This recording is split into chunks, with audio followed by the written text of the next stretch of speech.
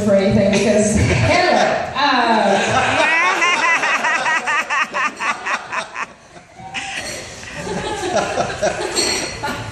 I have to be more careful with my words. A friend who is actually a dude, and actually the gender doesn't matter. I was with a friend. It didn't matter. We were walking. Actually, you know what? For the sake of the story, I was alone. Talking. No, I had a friend there. I had a friend. I was talking to my friends, and a gust of wind came through. And while I was talking, the gust of wind picked up a napkin from the streets of Brooklyn, New York City, and blew said napkin into my mouth.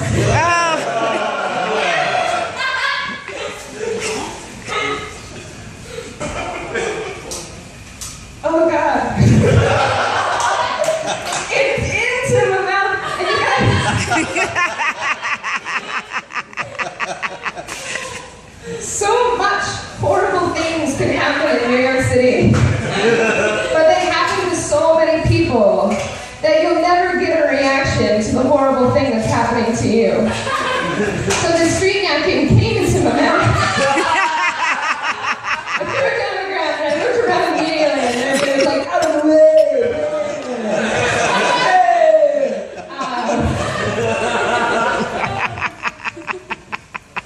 But what a horrific thing. I'm surprised I'm still alive. You guys, best case scenario about that street napkin, exactly 1 million people have stepped on that street napkin.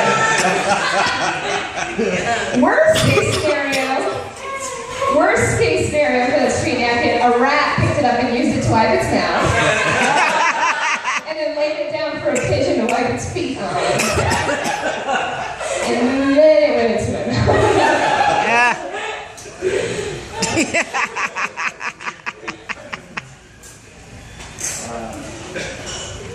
It's terrible. Also, another thing, you're just kind of lonely, like you're surrounded by people all the time, but you actually don't know any of them. It's like 8 million strangers. And so you'll go through things where it's like, if you get hugged by somebody, you're just kind of like, whoa, that was weird. I didn't know humans did that. Whereas here in Albuquerque, you'll hug people you've only met, like, I hugged Julian tonight, and I don't laugh at that, I don't know you. But in New York, if it ever happens, it's weird.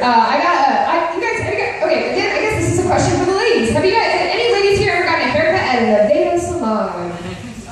Yes, right? They're amazing. And then they always give you like a head massage, right? And you're like, oh, this is so nice. Here's the deal. You haven't had any human touch in an entire month, and then you get a head massage. You start falling in the middle of your face.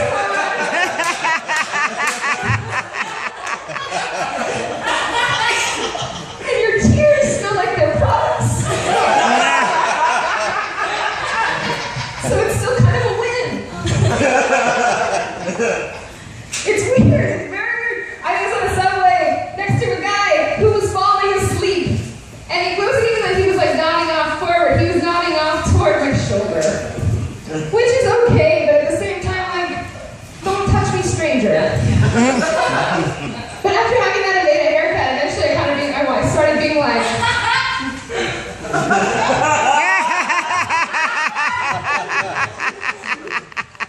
come on in, bro. Come on up. We got a couple stops.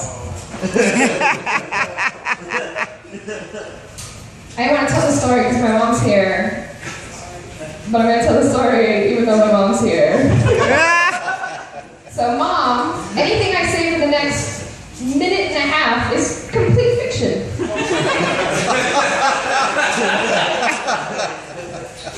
Everybody else is in the brewery. This thing totally happened.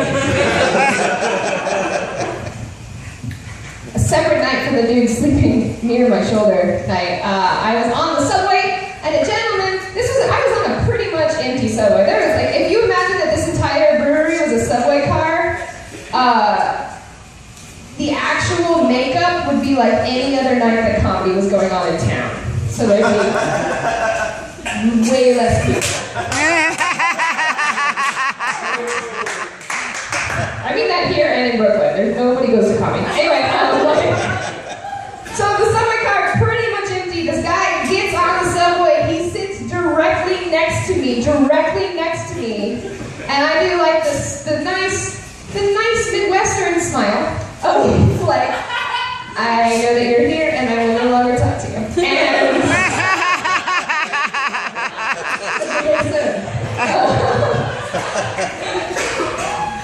he returns my polite smile with a "Oh, we're new friends" smile.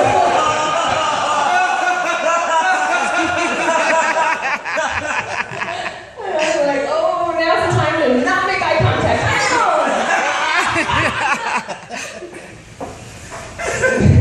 I do a scan of the subway car, and as I'm doing it and trying to avoid eye contact with my new soon-to-be best friend, I realize that his hand is stained the deepest, darkest red that I have ever seen. And so then I'm like, did he hurt himself? And I'm like, again, not trying to look at him, just trying to like give this quick scan. No, he did not hurt himself. But his hand is still stained the deepest, darkest red. And he sees me see his hand. And he sees me seeing his hand as the opportunity to start the conversation with me.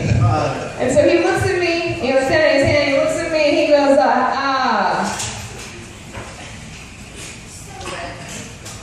did you ever eat Kool-Aid?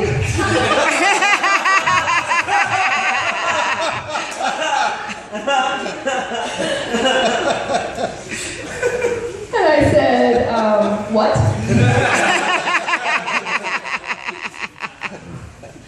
And he said, no water or nothing, but you ever eat like Kool-Aid? And I was like, yeah, I guess when I was little I did. And he was like, shit's delicious.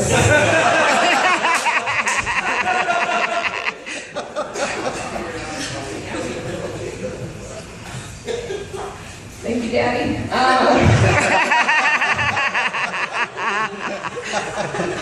Here's the deal, though. Kool-Aid hand is a very specific hand. It's maybe a 3-finger pinch.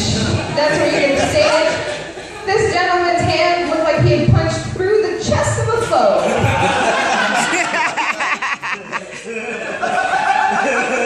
Pulled out the heart. And then was like, oh, I gotta catch a train.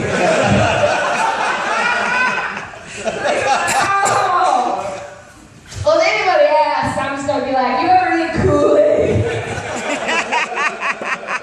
I don't care if they say yes or no, I'm just gonna speak the truth and be like, shit's delicious.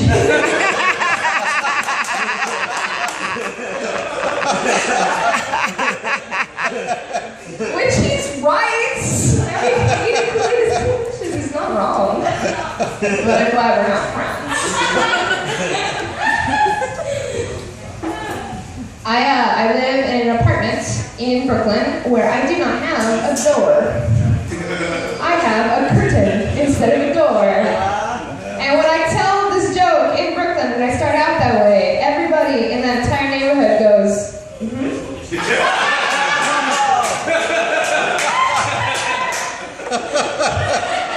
And I then have to explain, nowhere else in the country is this okay. And then they go, And I was so nervous when I moved into this room. I told my roommate, I was like, listen, I'm just so worried that there's going to be there's going to be sound, like you're going to hear sound or I'm going to hear sound, and I want there to be like privacy. And she was like, listen to me. Do not worry, okay? My room is on the complete opposite side of the apartment. I can't hear anything. And I was like, oh, God, it's so relieving. Thank you. And she was like, no problem, good night. And I said, good night. And then she went to her room and turned on what I'm assuming is her electric razor.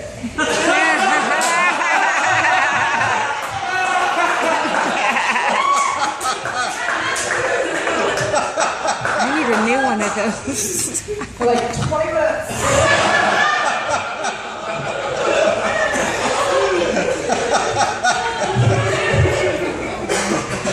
But at